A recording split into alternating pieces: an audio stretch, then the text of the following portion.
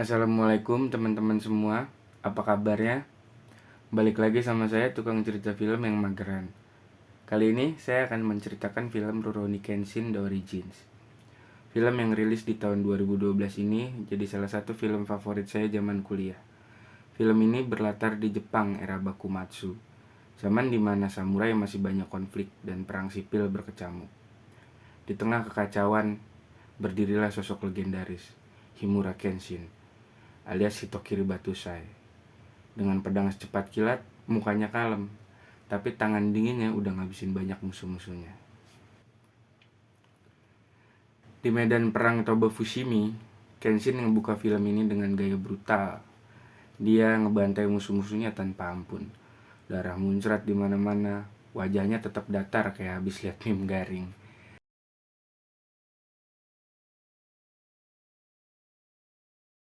Tapi di balik itu semua ada rasa capek di matanya.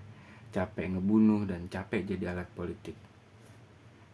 Di tengah pertempuran muncullah ketua regu Shinsengumi, Hajime Saito.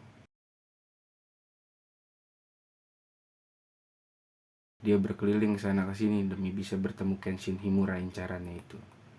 Namun saat pertemuannya dengan Kenshin bertepatan juga dengan dideklarasikannya kemenangan dari pihak Kenshin.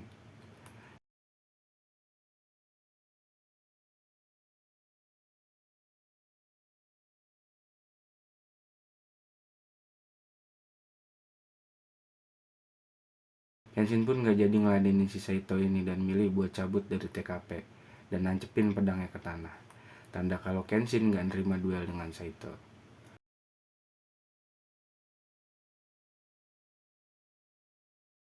Sementara itu, di sisi lain ada seorang samurai yang ternyata masih hidup.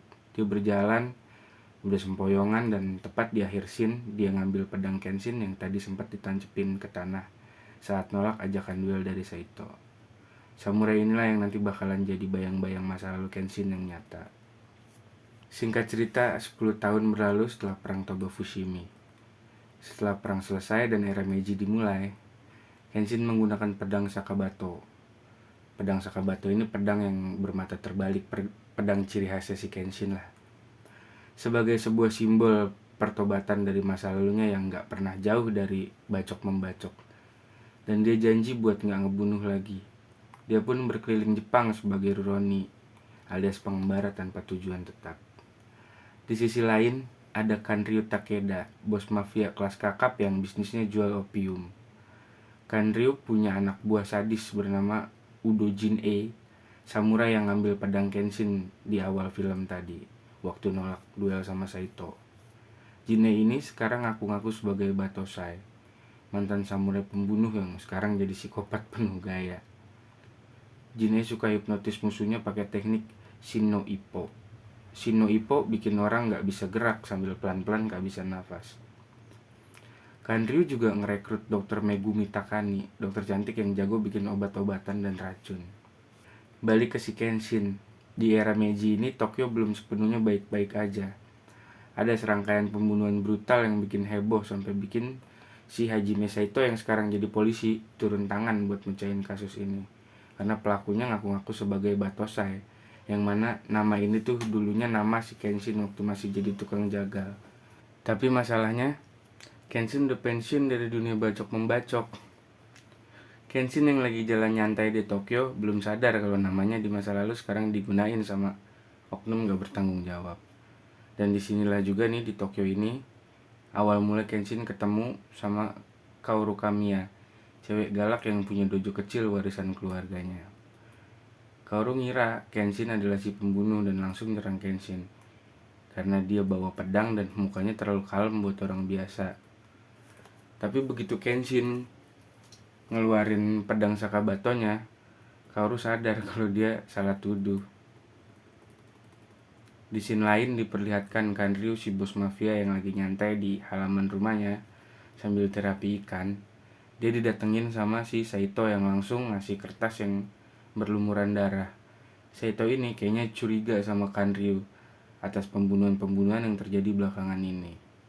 Pas si Saito udah cabut, Kanryu yang lagi jalan di lorong rumahnya samperin sama anak buahnya yang ngasih info kalau si Megumi ini udah kabur. Panik lah kan si Kanryu ini. Diutuslah tukang pukul terbaiknya buat nyari Megumi. Cuma pas anak buah Kanryu mau keluar pintu, dicegat sama Jin yang langsung nawarin diri buat nyari Megumi. Si Megumi yang lagi kabur ke kantor polisi buat minta perlindungan disusulin sama Jin. Entah gimana caranya itu si Jin secepat itu bisa tahu kalau Megumi ini ada di kantor polisi. Ya namanya juga film sih ya.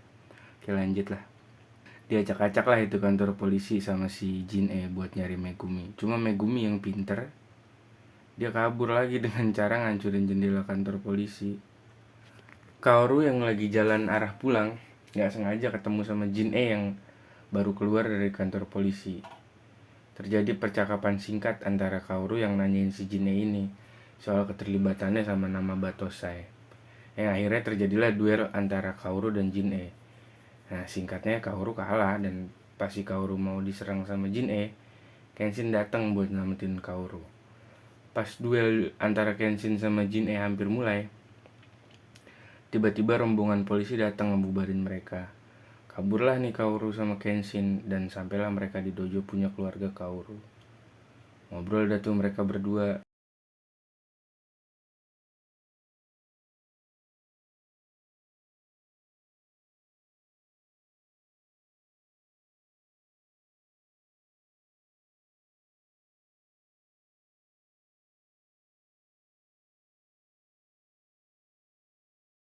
Singkatnya, Kenshin pamit.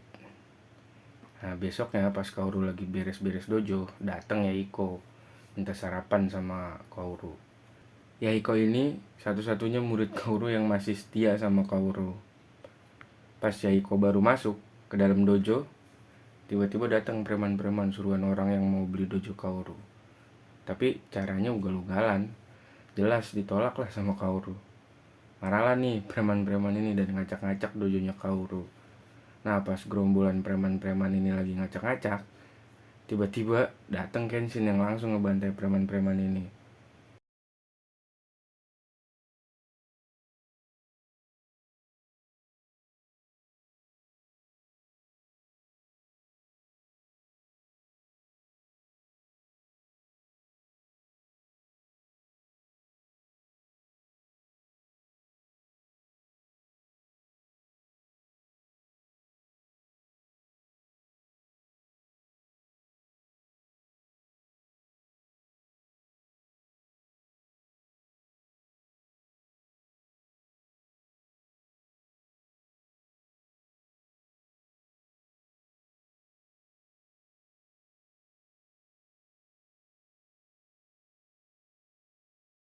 Setelah duel satu lawan banyak di dojo Kaoru, Kenshin ditangkap polisi.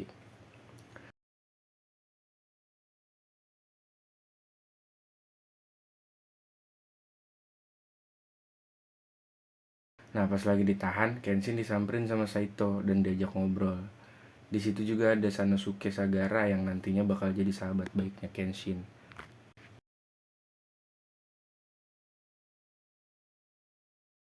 Singkatnya, dibawalah Kenshin ketemu sama atasannya Saito yang bernama Payamagata. Payamagata ini punya masalah sama peredaran opium. Nah, dia pengen minta tolong sama Kenshin buat balik lagi jadi Batosai dengan imbalan jabatan penting di Kekaisaran Jepang. Karena Payamagata ini memperkirakan bakal ada masalah yang lebih besar lagi, yang menyangkut peperangan juga. Pindah ke dojo Kaoru.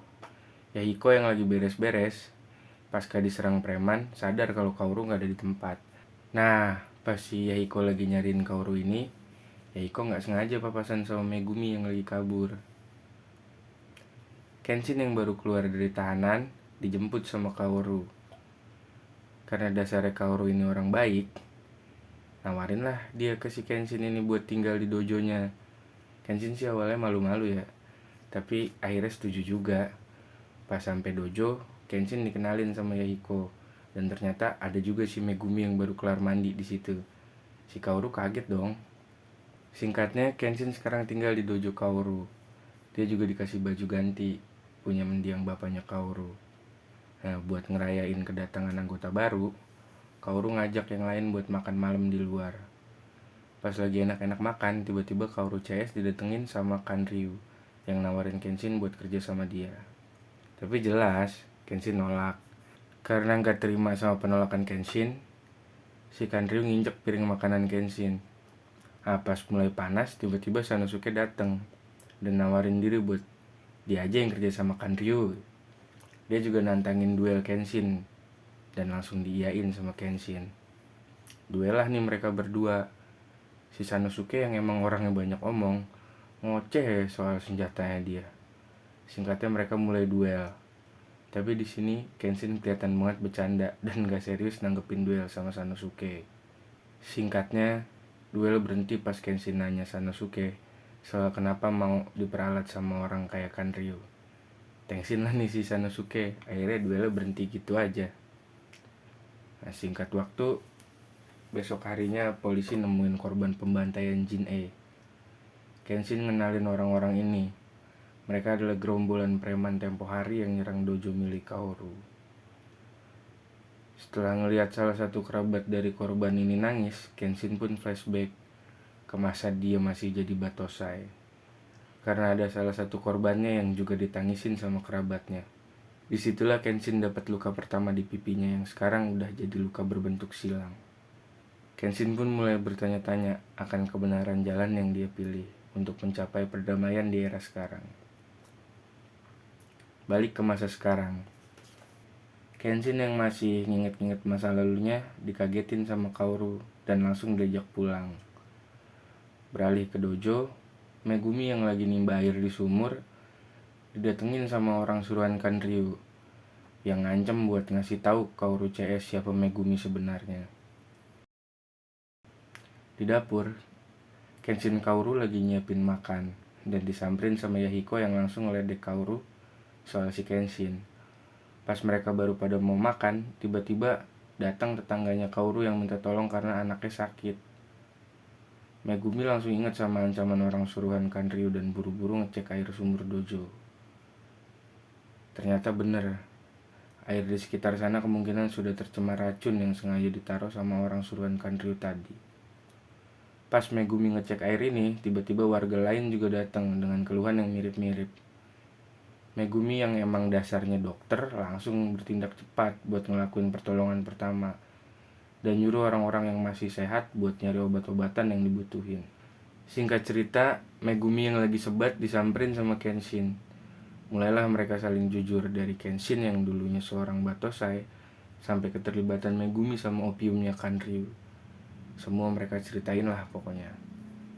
Megumi sebenarnya juga capek dijadiin alat sama Kanryu buat bikin opium. Tapi kayaknya dia takut buat kabur dan baru berani setelah terlalu capek sama keadaannya di tempat Kanryu. Malam harinya, Kenshin mulai mikirin buat balik lagi jadi Batosai dan ngacak-ngacak bisnis ilegal si Kanryu. Pas Kenshin mau cabut, di situ datang juga Sanosuke yang mau ngebantu Kenshin. Sambil bilang kalau rumah Kanryu punya 250 penjaga. Pas mereka mau OTW, tiba-tiba Kaoru keluar bos pucuk surat sambil bilang kalau Megumi gak ada di dojo. Nah, setelah negosiasi panjang antara Kenshin, Sanosuke sama Yahiko, akhirnya OTW lah nih Kenshin sama Sanosuke ke rumahnya Kanryu. Di depan rumah Kanryu, Megumi yang udah sampai duluan langsung disambut sama penjaga dan disuruh masuk buat ketemu langsung sama Kanryu. Pas sampai di dalam, Kanryu yang udah GR karena ngira Megumi balik buat kerja lagi sama dia, ternyata dikagetin sama Megumi yang langsung ngeluarin pisau dan mau nusuk Kanryu. Cuma digagalin sama anak buah Kanryu dan berakhir malah Megumi yang disiksa sama Kanryu. Pas lagi nganiaya Megumi, tiba-tiba kedengeran suara gaduh dari luar yang langsung disadarin sama Jin-E kalau itu pasti Kenshin. Bener aja, di luar Kenshin sama Sanosuke yang udah mulai masuk ke halaman rumah Kanryu dihadang sama anak buah Kanryu yang jaga di depan. Dan terjadilah duel epik 2 lawan banyakan.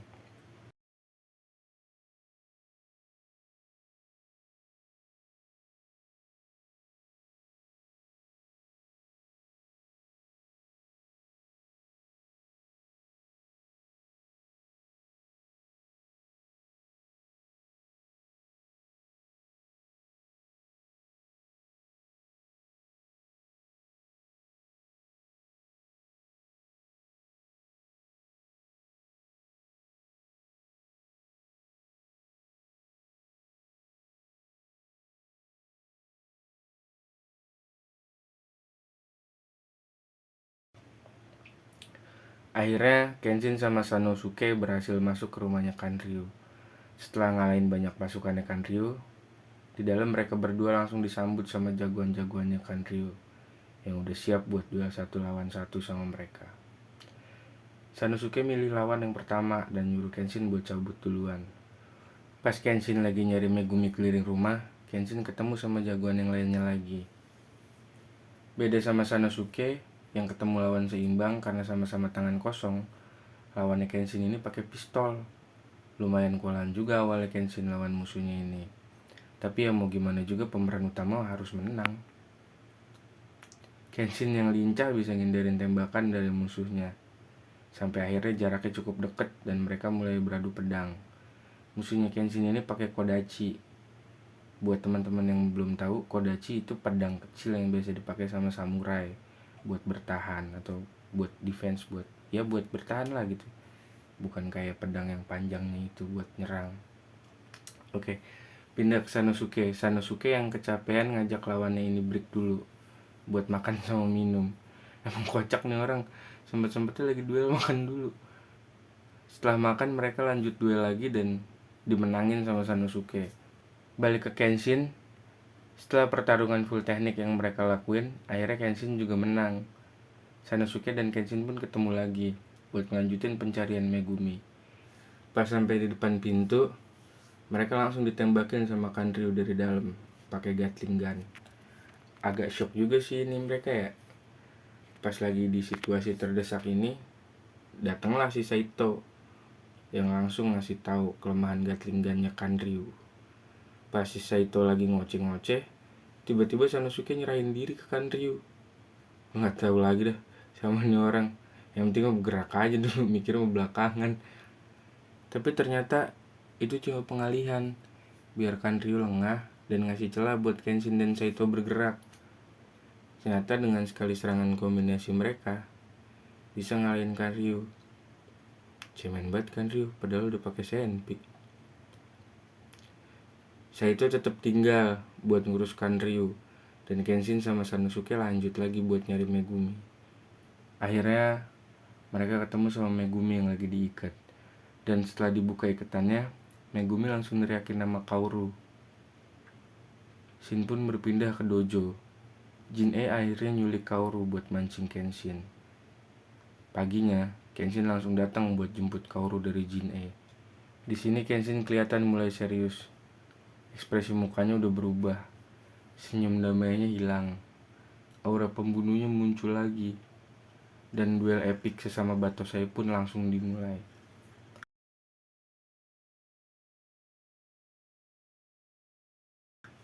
Kenshin yang udah cukup lama gak duel serius pun harus terkena tusukan yang cukup parah dari pedang Jin-e di awal perduelan. Kenshin pun mulai kewalahan. Gak cukup sampai situ, Jin-e pun menghipnotis Kaoru, bikin dia gak bisa napas dan bikin Kenshin makin terdesak.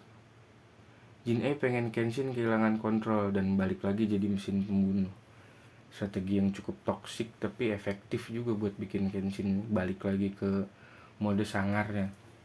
Kenshin cuma punya waktu 2 menit buat ngalahin Jin-e dan ngebebasin Kaoru dari Shino Ippo-nya Jin-e ini. Di situasi yang makin genting ini, Kenshin hampir aja balik ke mode Batosai.